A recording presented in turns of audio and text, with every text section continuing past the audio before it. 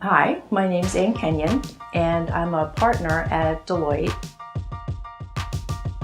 I recently had a project where the team was very large, hundreds of people. Younger folks that came to me and said, "Hi, my name is so-and-so."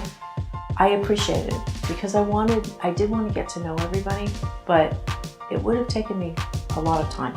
Those people who had the initiative to come and say hello to me and make sure that they knew I knew they were there, I just appreciated it. It made my day easier. So understanding that you do have to market yourself a little bit, maybe not as much as others may do, but finding that balance so that your achievements are recognized and your career progression can go forward, I think is an essential element. And that's something that it took me a while to figure out. Bowdoin is such a special place, and the environment here is a very collaborative environment.